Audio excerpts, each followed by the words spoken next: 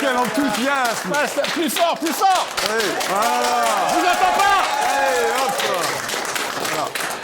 Guten Abend, willkommen zu die Sendung Alert General. Heute we talk about die Themen in Frankreich, die schwer sind, Krise in Landwirtschaft. Je me suis dit que c'était mieux en allemand. Ouais, ça passe mieux, hein. Parce que finalement, parce qu'on va parler de la crise agricole, évidemment, du Mercosur, mais je me dis, bon, bah, comme l'Europe, c'est quand même un projet où il vaut mieux parler allemand ou anglais, Alerte Générale a quand même une vocation à être une émission internationale, et du coup, Nicolas, je me suis mis à l'allemand. Mais c'est bien, bien, tu fais comme l'impératrice en deux couleurs, Ursula von der Textoleyen, notre... Qui parle très bien anglais aussi. Oui. Et aujourd'hui, figurez-vous qu'on va parler évidemment des agriculteurs qui ne sont pas seuls à se rendre compte que l'Union européenne est une énorme arnaque. Oui, pire que ça, c'est une escroquerie. Et ils sont dans la rue, mais ils sont seuls. Alors oui, on est d'accord avec eux, et on en a gros, c'est Alerte Générale. D'ailleurs, si vous regardez cette émission, c'est que vous en avez gros, vous aussi. Et aujourd'hui, on va parler de cette France agricole qui bloque, qui résiste, qui prouve qu'elle existe, même si Ursula voudrait qu'elle n'existe plus. Vous allez voir que ça va peut-être mal finir, peut-être qu'enfin, qu'est-ce qui rime avec « it » ? Le Frexit. Allez savoir si ce gros mot aura finalement son heure de gloire à l'Assemblée nationale. Je n'y crois pas, mais bon, on ne sait jamais. Et on va en parler avec Tatiana Ventose, bonsoir, qui est avec nous, essayiste, youtubeuse que vous connaissez aussi, observatrice des remous dans notre pays, que ce soit la crise agricole ou autre. On aura l'occasion d'en parler. Et puis Antoine Cohen, donateur de TVL, juriste et essayiste, qui sera également avec nous. Bonsoir. Bonsoir, ouais. J'ajoute... Tes micros. J'ajoute... Le micro. Oui, bah voilà. J'ajoute tête de liste de Reconquête à Neuilly-sur-Seine. Voilà, bon courage. Merci. Neuilly, c'est Sarkozy. Tu vois, c'est compliqué. Bon, on parle... Pas que Sarkozy, c'est aussi Achille Peretti, qui a marqué son temps à son époque. C'est aussi, effectivement, très Zemmour comme Courchevel et Deauville. Oui, bah après... Ça suffit. Attendez, parce que c'est maternelle. On a Nicolas qui est chaud patate.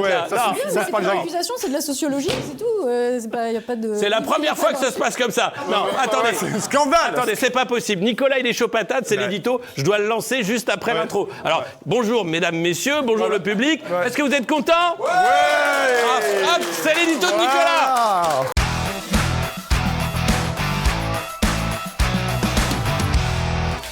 Chers amis, merci beaucoup d'être sur Alerte Générale aujourd'hui avec mon ami Alexis Poulain. Alors on va arrêter de tourner autour du tracteur, parce que ces gens-là veulent tuer l'agriculture française, pas la réformer, pas l'adapter, la tuer, braves gens. Tuer un métier, tuer un patrimoine, tuer des siècles de savoir-faire, tuer ce qui nourrit ce pays pendant que d'autres font des TikTok et des galipettes dans leur ministère aux frais du contribuable.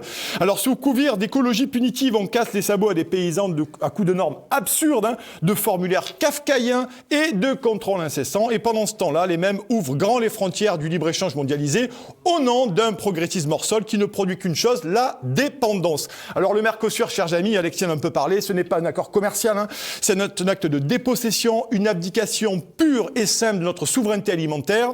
Et celle qui décide, c'est l'impératrice en deux couleurs, jaune et bleu, Ursula von der Textoleyen, sans aucune légitimité populaire. Alors on refuse à la France le droit de produire ce qu'elle mange, on organise volontairement notre dépendance à des importations venues de l'autre bout du monde. Et après, ces gens-là oseront nous parler de résilience, de sécurité, de défense nationale.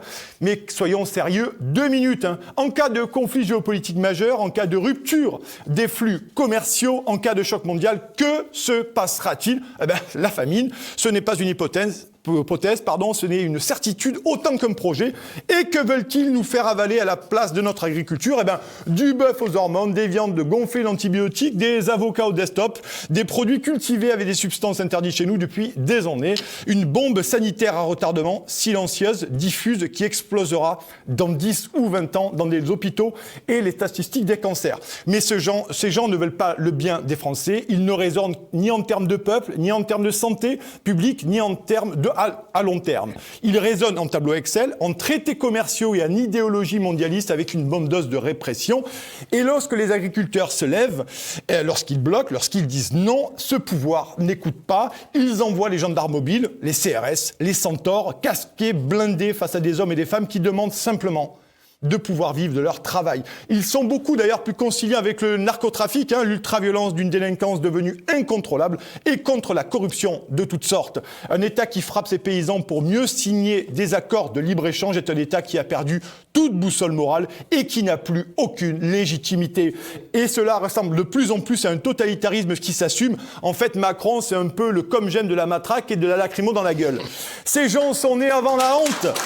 Ils gouvernent sans enracinement, sans mémoire, sans loyauté envers ceux qui tiennent encore ce pays debout. Ils méprisent les Français et veulent dissoudre la France tout en touchant les dividendes payés avec nos impôts. Et qu'on se le dise une bonne fois pour toutes, détruire l'agriculture française, c'est détruire la France elle-même. Et c'est gouverner contre la France et son peuple. Mais mon petit doigt me dit, les amis, me dit que l'escroquerie est assez durée et que cela risque de très très mal finir.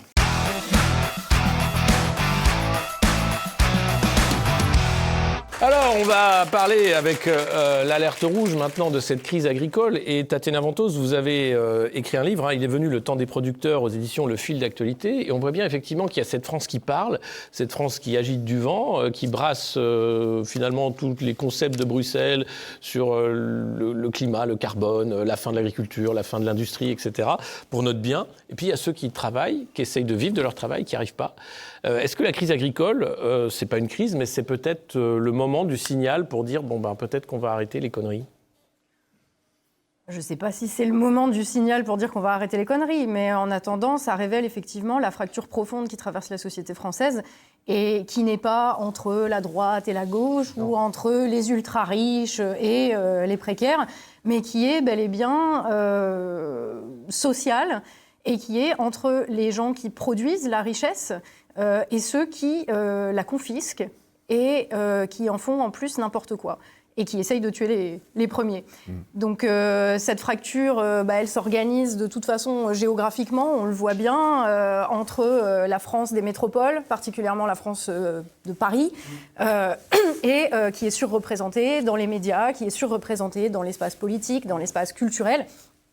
Et la France rurale, la France des campagnes, où ce sont ces 40 dernières années, pour tout un tas de raisons, où se sont concentrés les producteurs, en fait. Donc, moi, les producteurs, ceux que j'appelle les producteurs, c'est pas uniquement les producteurs agricoles, ceux qui produisent la nourriture, qui est absolument essentielle, mais tous les gens qui travaillent dans les domaines de production de biens matériels concrets dont on peut avoir besoin. L'industrie aussi, oui.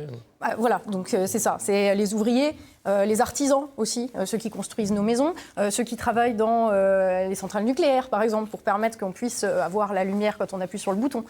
Donc voilà, et il y a effectivement une fracture qui traverse la France. Et là, aujourd'hui, c'est effectivement l'agriculture française qui est sous les balles, parce qu'il y a une cinquantaine d'années, ils ont déjà commencé à détruire l'industrie. Et l'agriculture avait été un petit peu laissée de côté, de par l'évolution du monde agricole aussi. Et là, en fait, ce qu'ils sont en train de faire à l'agriculture, c'est ce qu'ils ont fait à notre industrie. Moi, je suis d'une région industrielle. J'ai deux grands-parents, un qui était mineur et l'autre qui était ouvrier, enfin qui était soudeur à l'arc, qui a construit des centrales nucléaires, d'ailleurs, justement.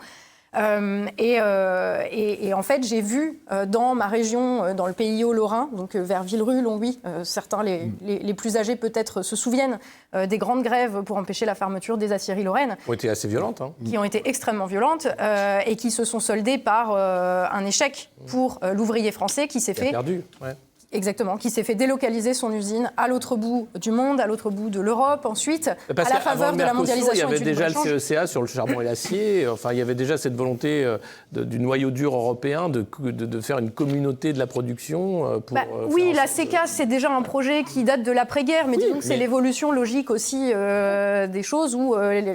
En gros, il y a eu un tournant pour moi dans les années 70 où c'est les financiers qui ont vraiment pris le pouvoir sur les usines, sur les moyens de production. Et les producteurs en fait français, du coup, ils coûtaient trop cher, ils avaient trop de droits et en plus, ils étaient quand même plutôt bien organisés. En tout cas, les ouvriers français à l'époque étaient plutôt bien organisés. Donc tant qu'à faire, si on pouvait délocaliser tout cela en Chine, c'était mieux. Et là, ce qui est en train de se passer aujourd'hui, c'est que les producteurs agricoles Après, les ouvriers n'ont pas disparu. Hein. Il y a encore 20% de la population active et qui sont des ouvriers. Oui, mais ils sont moins organisés. On voit bien que les syndicats n'ont pas le même poids. Ils sont plus paupérisés aussi. Hein. Oui, il y a plus puis cette conscience de classe. les syndicats historiques de la classe ouvrière, si vous voulez, aujourd'hui, c'est la CGT. Et la CGT, la CG, comment la Confédération Générale du Travail. La CGT en 3 lettres. Hein. Elle est dirigée par des cadres de la fonction publique.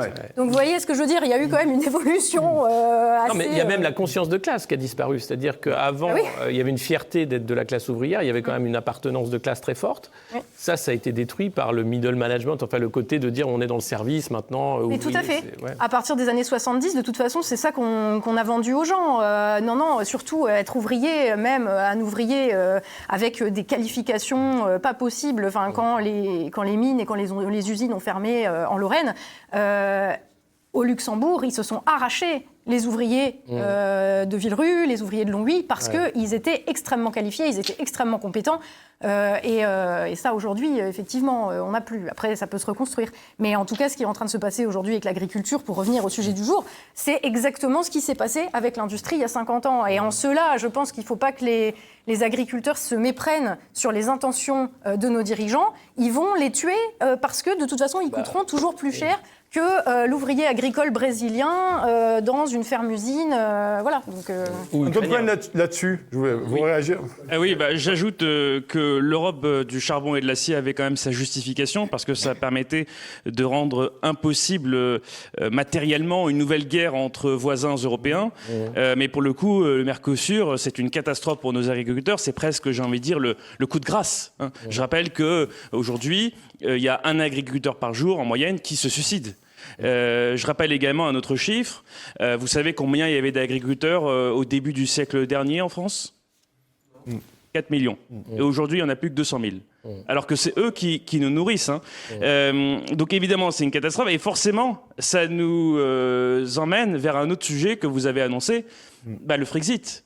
Et je me félicite d'ailleurs que c'est un sujet qui aujourd'hui est de plus en plus présent médiatiquement.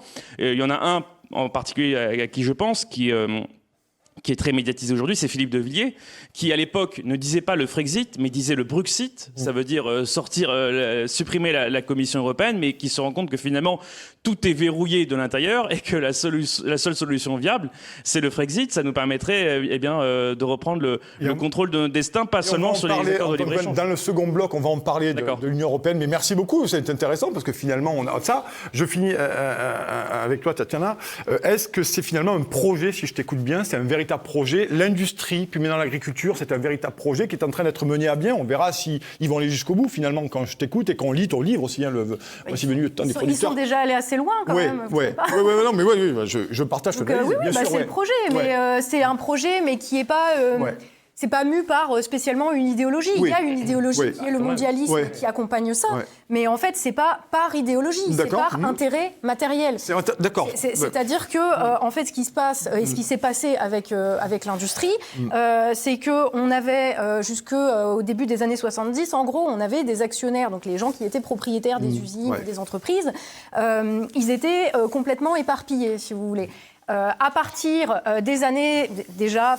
C'est un processus, hein, donc ça ne s'est pas passé du jour au lendemain, au 1er janvier 70, c'est devenu comme ça, mais disons que tout ce capital s'est retrouvé concentré entre les mains d'actionnaires de moins en moins nombreux. Et il se trouve aussi que ces mêmes actionnaires ont commencce à n'être plus des gens comme vous et moi qui avaient des parts dans des entreprises nationales, etc., mais ce qu'on appelle des investisseurs institutionnels. Donc des compagnies d'assurance, des fonds d'investissement, des fonds de gestion, des fonds de pension, ce qu'on appelle aujourd'hui la finance. Et que ces gens-là ont vraiment concentré la propriété en fait, des moyens de production entre leurs mains à partir des années 70. Et de là, en fait, tout est parti. Mais c'est pas par idéologie, c'est pour le pognon, enfin c'est tout, c'est pour apporter des sous, hein, on va pas aller très loin. C'est passionnant, on commence sur les chapeaux de roue, mon cher Alexis. Et on va passer au grand déballage, puisqu'on va aller encore beaucoup plus loin. Des ballons, on va tout déballer, bien entendu. Allez, le grand déballage, immédiatement.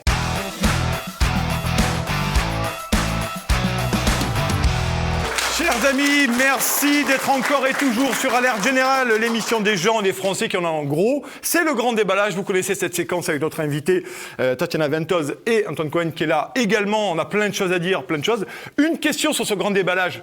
Qu'est-ce que tu as envoyé sur Bertrand Vento de la CR? J'ai envie de t'entendre là-dessus, parce qu'on est dans le grand déballage, donc je voulais qu'on t'entende là-dessus.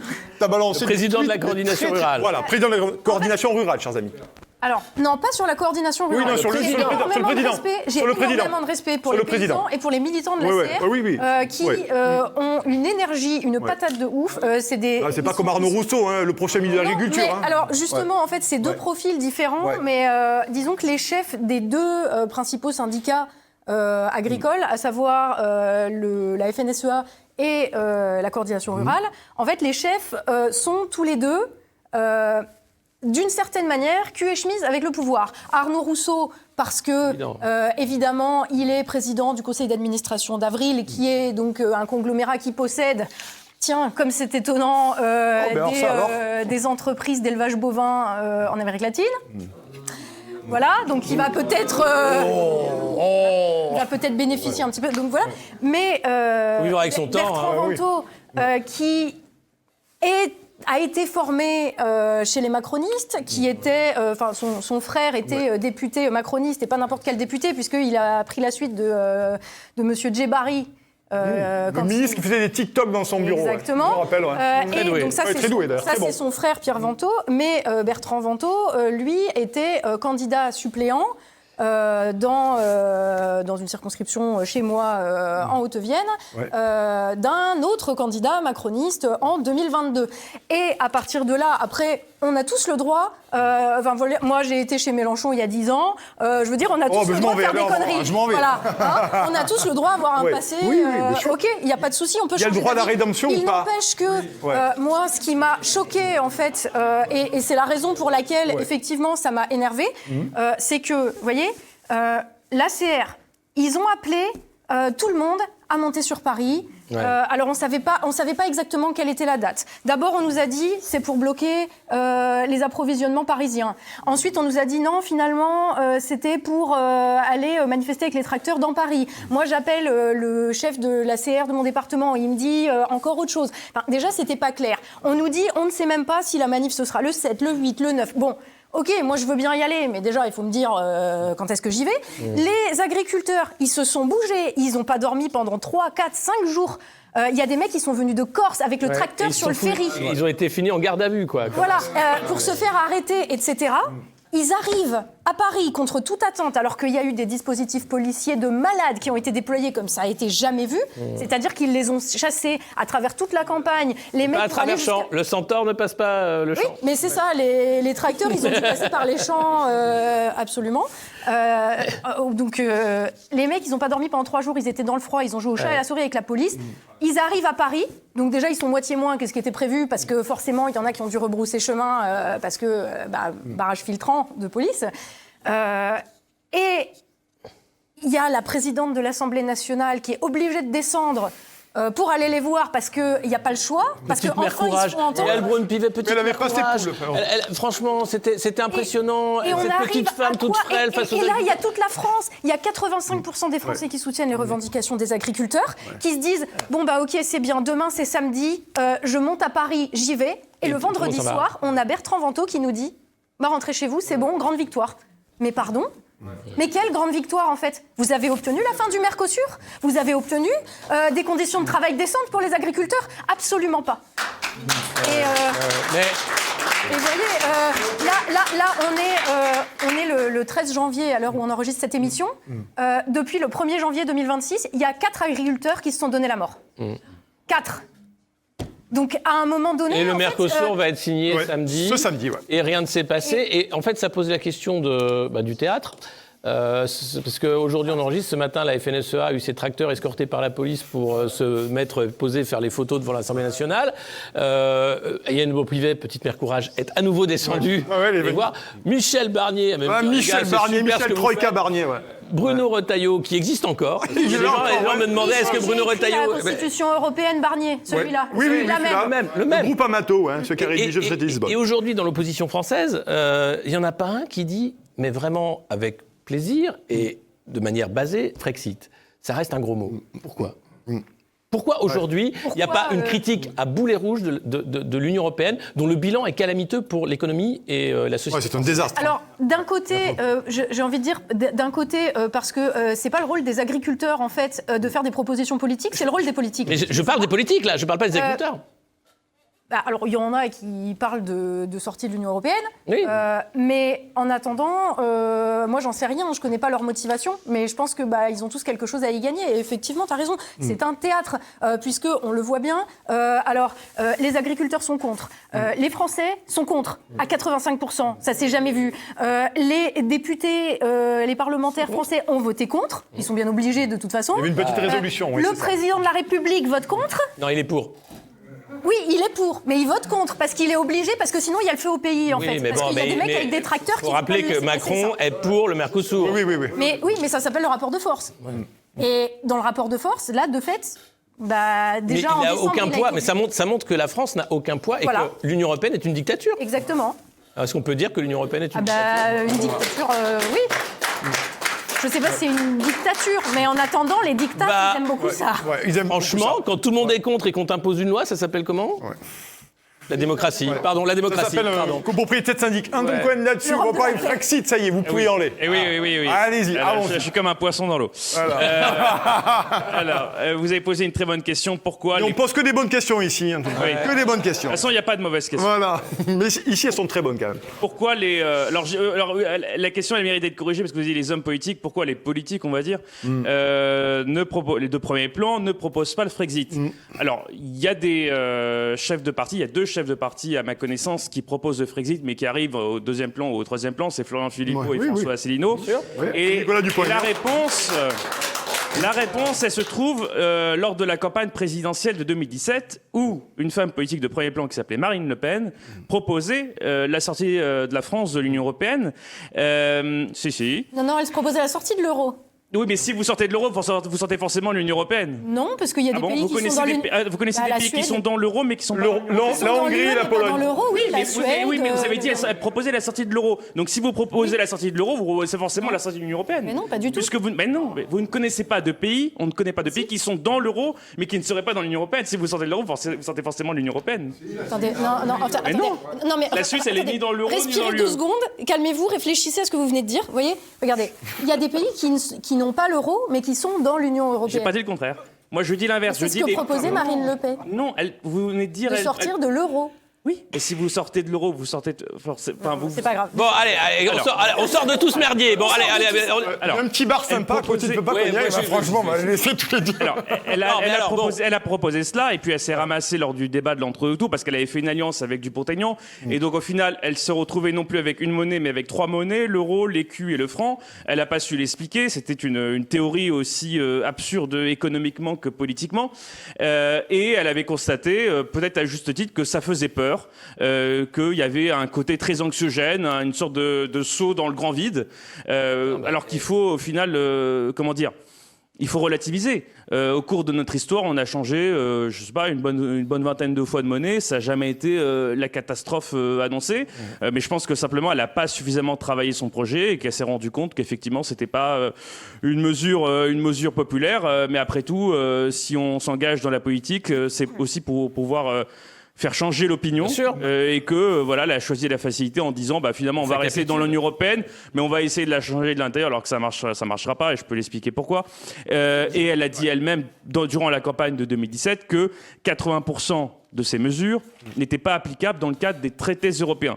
Donc en fait, il y a deux solutions. Si elle devient rapidement, si elle devient, elle a beaucoup parlé. Ouais. Hein. Si elle devient demain présidente, soit elle va appliquer une politique de centre droit comme ses prédécesseurs, parce qu'elle aura les mains liées à l'Union européenne.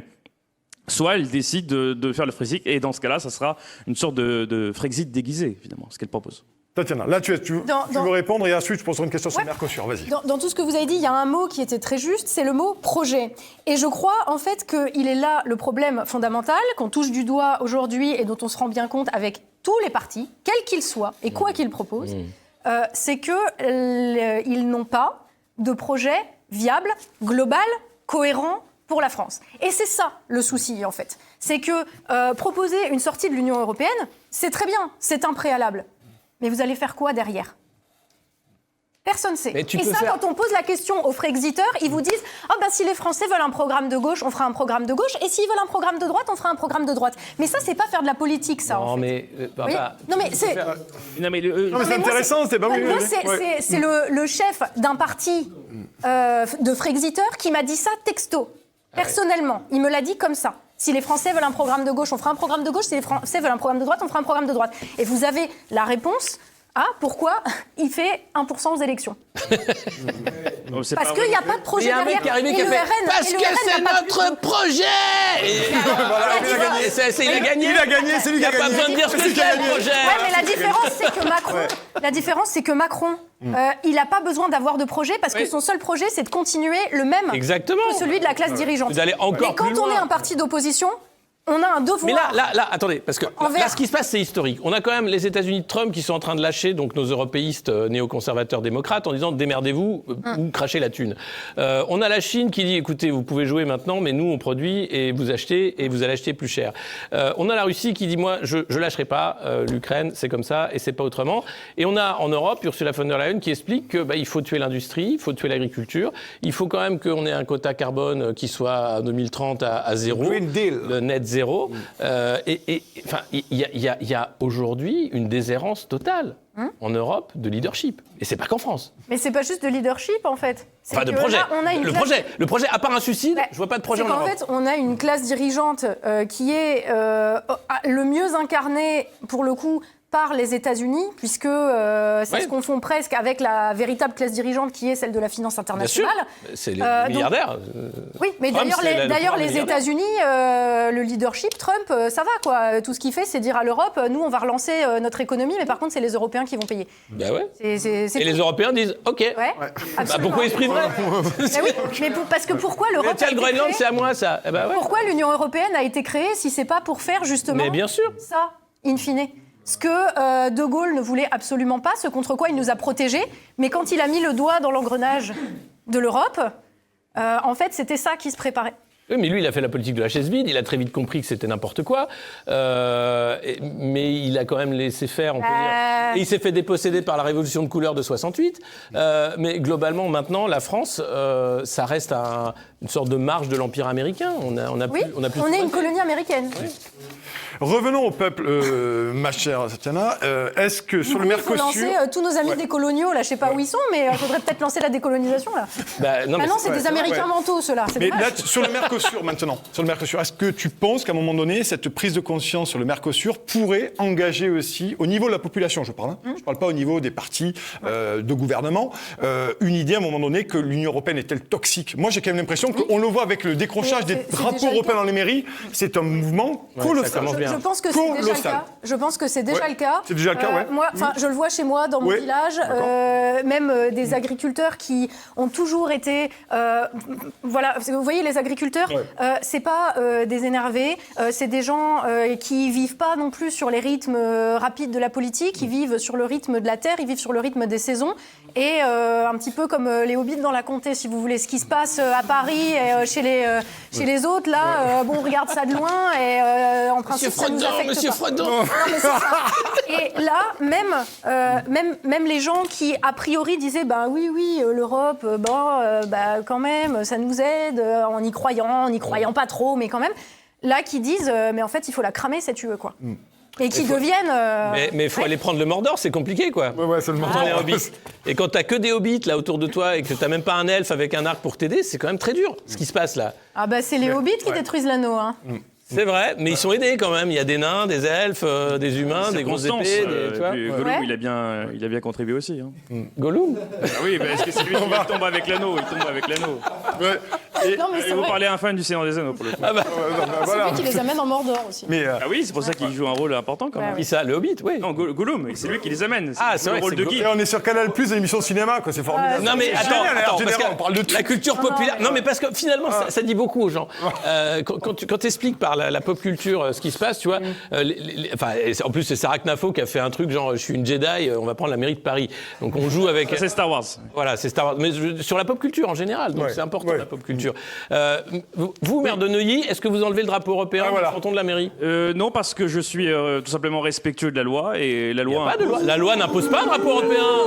Mais alors, Si, malheureusement, si. à ma connaissance, Si, ça a été. On va savoir que oui, parce que quand Florian Philippot avait retiré le drapeau européen d'un établissement public, il avait été poursuivi pour cela. Oui. C'est obligatoire. Si, ça a été voté à la loi pour la bonne cause, non? Ouais. Bah, Est-ce que l'Union européenne est-elle légitime? Ça pose la question de la légitimité de l'Union européenne. Vous, en futur maire de Neuilly, est-ce que vous estimez que l'Union européenne est légitime et qu'à un moment donné, elle essaie de dissoudre aussi notre identité? De moins en moins. Et pour répondre à ce que vous avez dit, effectivement, il y a une vague qui monte pour le Frexit. D'ailleurs, j'avais remarqué, très peu de gens l'ont dit, il y a quelques années, quand on a interrogé Emmanuel Macron sur l'idée d'un référendum sur le Frexit, il a dit qu'il ne l'organiserait pas parce que le oui pour le Frexit l'emporterait probablement. Un journal anglais, et je pense qu'on n'a jamais digéré la trahison aussi de Nicolas Sarkozy. Et de la classe politique en son entièreté. Oui, Versailles, c'est la droite c'est vrai. et la gauche. Ils ont voté, bien sûr. La trahison, le viol démocratique par définition. Ils avaient voté pour le traité de Lisbonne, alors que le peuple l'a rejeté à 55% la Constitution européenne. Alors, je me fais un peu l'avocat du diable. Il y avait un député qui ne l'avait pas voté et qui faisait partie de ce grand arc républicain. C'est François Bayrou. Il s'était abstenu. Lui, il avait proposé de refaire un référendum et d'en refaire encore jusqu'à ce que le peuple dit oui. C'est un peu la méthode européenne. Soit on annule les résultats, soit on fait voter. Là, ce qui me fait peur, c'est qu'on parle effectivement de Frexit, de la crise agricole, mais Emmanuel Macron était très clair dans son discours des vœux. L'élection de 2027 sera sous contrôle. Pas d'ingérence étrangère. Par contre, une ingérence européenne, à mon avis, totale. Avec le DSA, avec le reste. Qu'est-ce qu'on peut attendre, en fait, de cette élection de 2027 si elle est totalement massacrée par la censure? Ce qu'on peut attendre de 2027, tant qu'il n'y a pas un parti avec un projet cohérent pour la France centré autour des producteurs. Où ça sent l'annonce, ça? Ça sent l'annonce, Tatiana, non? Candidate peut-être, non? En 2027 Non, parce qu'on parle de projets, de producteurs. Non, il n'y a pas de parti. Non, moi je suis comme tout le monde. En fait, je déplore l'absence de projet. Et je pense que si projet il doit y avoir, effectivement, ça ne peut pas être une espèce de patchwork comme ils essayent de faire tous aujourd'hui, avec une liste de mesures pour contenter les uns et les autres, alors que les intérêts sont incompatibles, voire antagoniques, on va dire. Et moi je pense que là, s'il doit y avoir un projet... si un projet en fait qui pour relever la France doit être de manière assumée centré autour des producteurs, de les remettre comme classe centrale dans la société française, en leur donnant des avantages sociaux, en leur donnant des avantages fiscaux, en leur octroyant en fait tout un tas de privilèges, oui, on peut le dire comme ça, parce que ils nourrissent la France, ils nous fournissent en énergie, en électricité, qu'ils construisent nos maisons et que il n'y a pas de raison en fait que ils soient taxés entre la TVA, les obligations en plus d'avoir des comptables et des machins, l'URSSAF, voilà, que les artisans. MSA pour les agriculteurs. Voilà, il n'y a aucune raison en fait qu'ils soient taxés au niveau auquel ils sont taxés aujourd'hui, entre 60, 70, 75% parfois, où les mecs dégagent même pas un SMIC à la fin du mois, alors qu'on a des consultants parisiens qui en fait font des métiers de parasites, je suis désolée de le dire, et qui, parce qu'ils conseillent des associations agréées pour conseiller des communautés d'agglos et des communautés de communes sur comment faire une transition à la ville intelligente et au plan de transition écologique 2030, en fait, eux, ils ont des exonérations fiscales, ils ont des exonérations sociales. Et ben moi, je pense qu'il est temps que la balance, en fait, s'inverse. Et que ça soit, enfin, les producteurs qui ramassent les fruits de leur travail et que ceux qui ne branlent rien, enfin, on arrête de les financer. Et je ne parle pas que des allocs et des machins comme ça. Voilà. C'est l'appel du château. C'est l'appel du château, ils ne sont pas contents. Monsieur le conseiller, bonjour.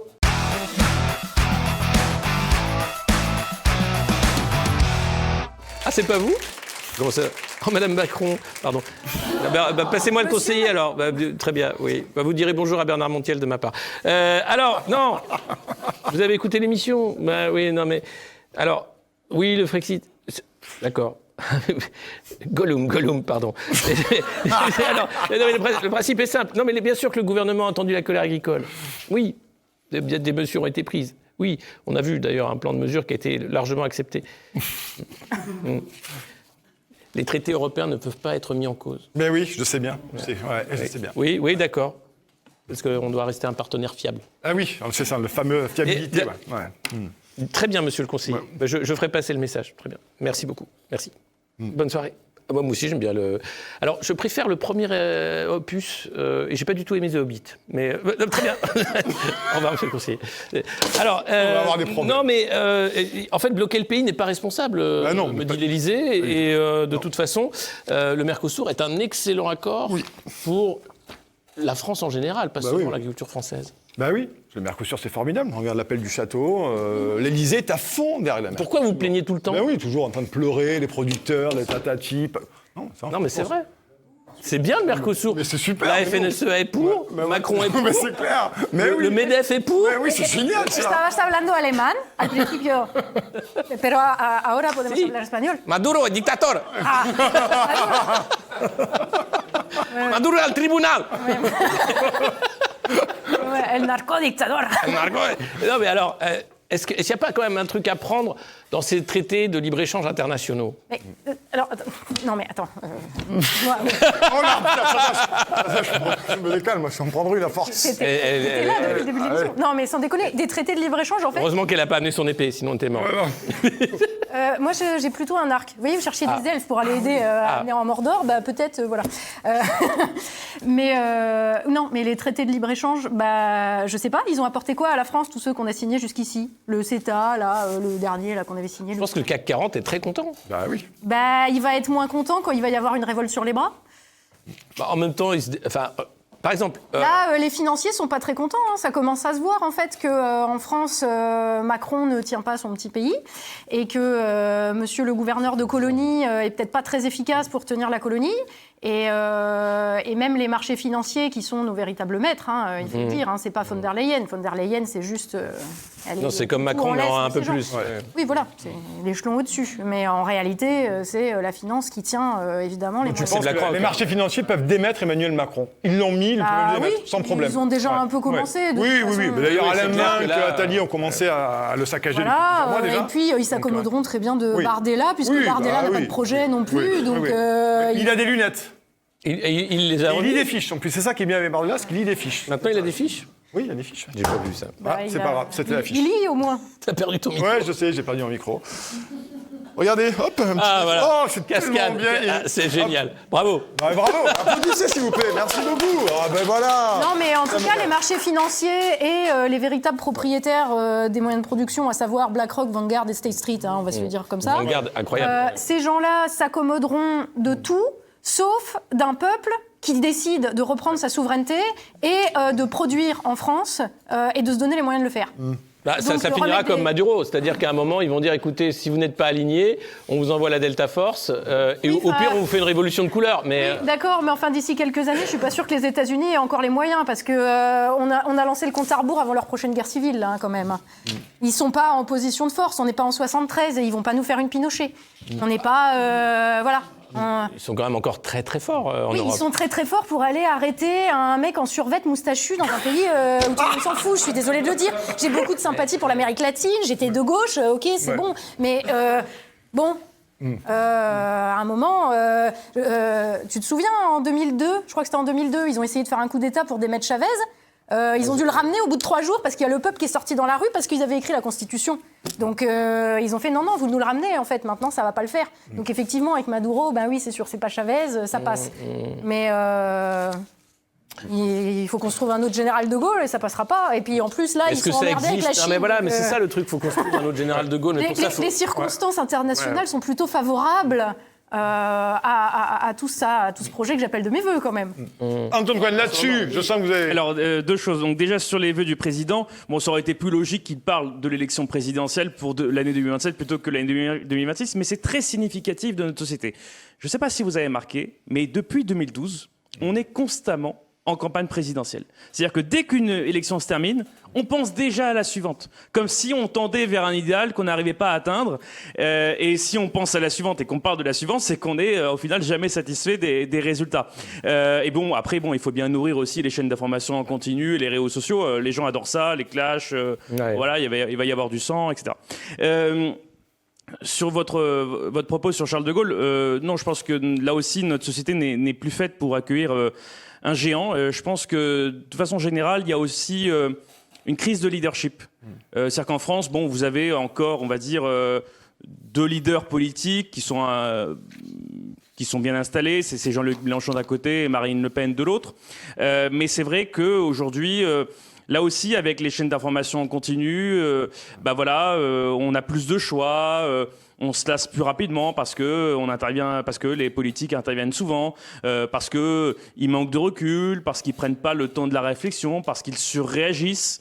Et il faut bien le dire, on est sur une classe politique qui décline. C'est-à-dire que sous la Quatrième République, c'est tout le paradoxe, on avait un personnel politique exceptionnel, quelles que soient les idées. Alors très rapidement, parce qu'il faut qu'on passe à Pierre Mendès France, en passant à François Mitterrand, mais des institutions qui tenaient pas le coup. Et aujourd'hui, sous la Cinquième République, pendant longtemps, on avait des institutions qui tenaient le coup, on avait une stabilité politique. Et aujourd'hui, on n'a plus rien, quoi. C'est-à-dire qu'on n'a plus un personnel politique à la hauteur des enjeux et on a même plus on va parler le scrutin majoritaire. On va voir du personnel politique, mais du premier plan, un gros niveau. On passe de suite, des amis, à l'heure des comptes.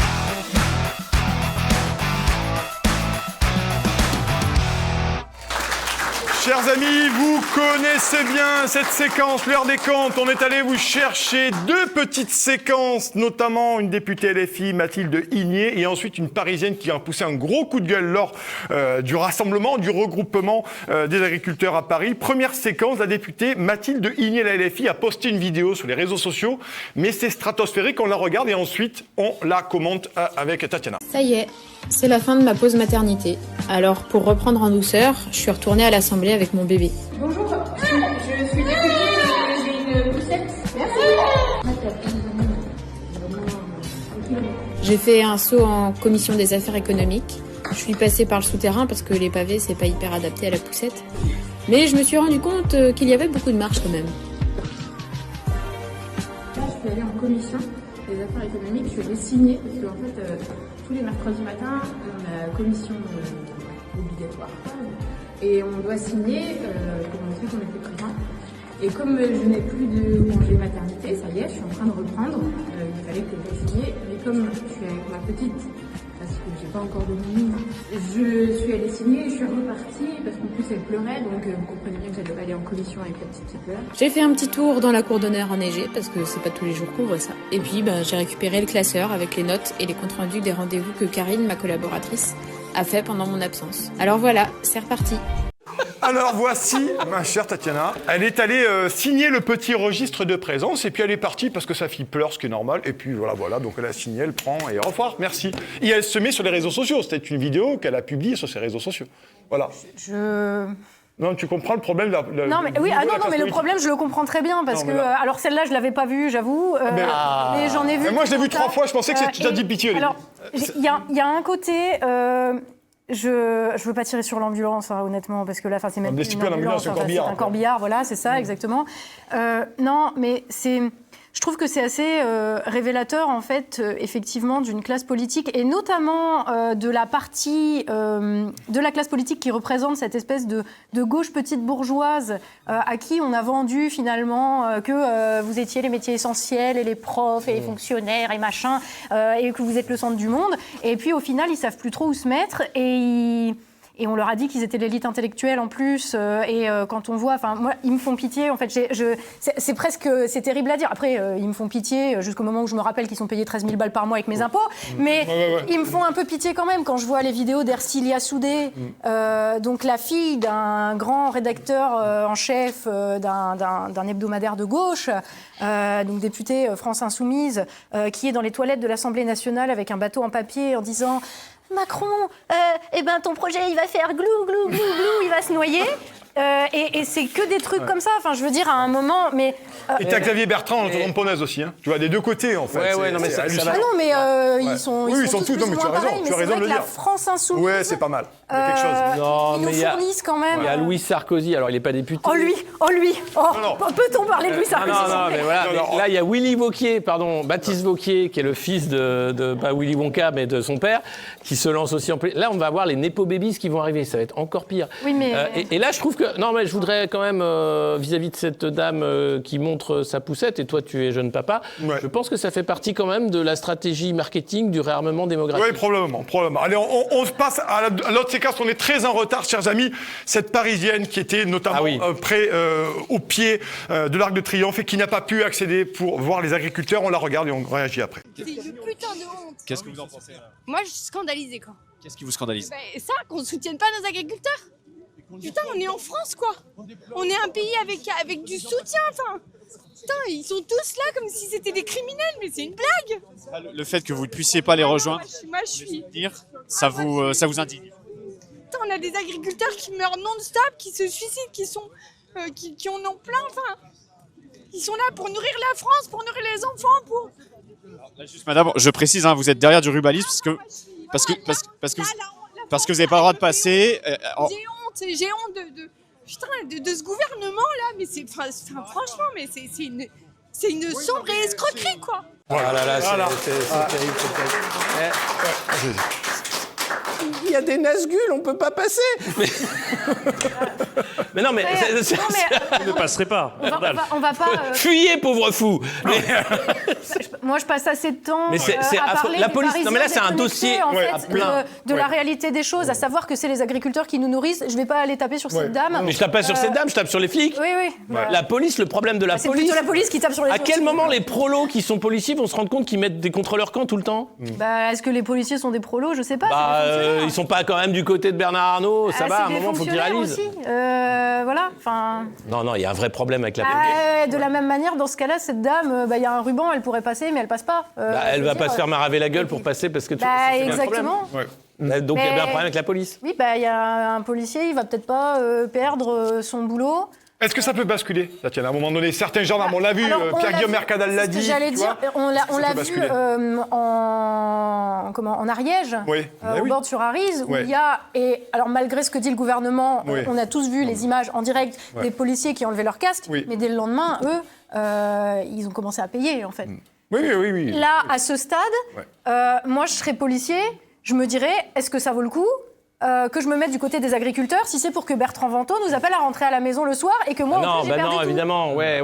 Mais du coup, c'est ça qui se pose. C'est dans le rapport de force, en fait, comment ça se danse. Et il y a une vraie question sur, qui sont les leaders et qu'est-ce que vous voulez et jusqu'où vous êtes prêt à aller pour l'obtenir. Mais d'abord, il faut savoir ce que vous voulez obtenir. Très rapidement, Antoine Cohen, parce qu'après, on est très en retard. En une minute.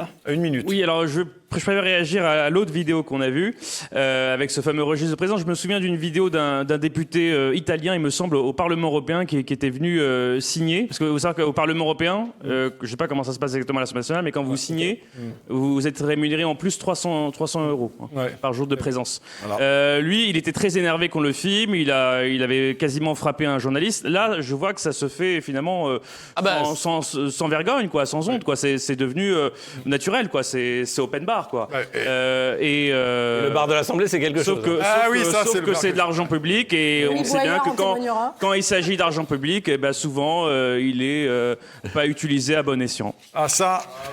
Mon cher Alexis. Mais c'est l'heure de la minute mainstream. Et allez.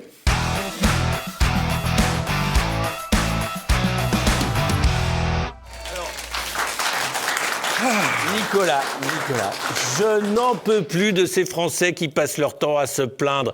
Maintenant, voilà que c'est les agriculteurs avec leurs gros tracteurs qui sont là. Le commerce international, c'est mal, etc. Mais qu'est-ce qu'ils ont à être fermés comme ça? L'ouverture, c'est ce qu'il y a de mieux. Faut s'ouvrir, putain. On a eu les Gilets jaunes. On a eu les manifestants de punk à chien 8-6 contre la réforme des retraites. On a eu les bonnets rouges. Ça veut pas travailler. Puis maintenant, on a les agriculteurs avec leur fin à 400 000 balles qui bloquent et qui touchent la PAC. Parce que la PAC, autant te dire que ça rapporte. Ça rapporte. Mais franchement, c'est un scandale. C'est un scandale. Il faut que Laurent Nunez, ministre de l'Intérieur, soit beaucoup plus ferme et qu'Annie Genevard, à un moment donné, ferme la porte. Moi, je ne comprends pas. C'est un scandale. Je ne comprends pas cette mollesse de la police nationale qui ne sort pas les armes. Alors, on a vu un commissaire courageux qui a quand même mis en joue un agriculteur qui le menaçait avec son tracteur, mais aux États-Unis, ils n'hésitent pas à tirer dans la tête d'une gauchiste qui manifeste. Qu'est-ce qui se passe qu'en France, ils ont peur de tirer? Bah oui, regarde notamment les factures, des désagréments, des blocages. Qui paye? Le contribuable, celui qui travaille tous les matins. Qui nettoie celui le qui n'a fumier. pas les moyens de s'acheter un tracteur Fund à 400 000 balles. Et c'est nous qui nettoyons nos autoroutes, ça nous coûte de l'argent, nous nettoyons les pneus dans les préfectures, nous nettoyons le lisier, bien entendu. C'est un scandale. Il faut que l'ordre revienne dans ce pays. Je suis d'accord. Il faut revenir, que l'ordre revienne. C'est pas possible. Les agriculteurs au champ, et ça ira très bien. Exactement. Et l'Union européenne, quelle chance. Quelle chance formidable. Sans ça, mais tous ces frexiteurs là, ces frexiteurs. Oh, ça va. Regarde, c'est tout le temps les mêmes, tout le temps les mêmes. Cette espèce de petit groupuscule comme ça. Vous seriez rien sur l'Union européenne, rien. Rien du tout, messieurs dames, rien du tout. Vous seriez rien du tout. Alors, on le dit ensemble. Vive l'Europe, Guten Tag. Guten Tag, Guten Abend, Guten Abend. N'ayez pas peur, surtout, chers amis. Mais oui, c'est un scandale. Et en tout cas, c'est un scandale. L'Union européenne fédéraliste, voilà la seule solution pour se sortir du marasme. Merci Nicolas. Voilà. Tu montres la voie. Exactement, la belle voie vers Bruxelles. J'y suis. D'ailleurs, s'il y a un poste de lobbyiste à la commission, je suis preneur. Ouais, voilà. Ça paye bien. Ça paye bien, quand même. Et allez, c'est déjà la fin? C'est déjà la fin. Comment ça, c'est déjà la fin d'Alerte Générale. Ça passe beaucoup trop vite. Ça passe beaucoup trop vite, effectivement. On nous le dit souvent sur les réseaux, d'ailleurs. Mais bon, à un moment donné... Merci beaucoup. Merci beaucoup, en tout cas. Merci beaucoup, Tatiana, d'être venue. Cher public, merci à vous. Mettez un pouce, partagez. Si vous aimez cette émission et TVL, eh bien, vous vous abonnez et vous savez quoi faire. On se retrouve dans 15 jours pour une nouvelle Alerte Générale. Avec Gilles Lartigot. Et ben cette fois-ci, l'émission sera entièrement en allemand, promis. Exactement, et sous-titrant comme Moja. Voilà. Merci beaucoup.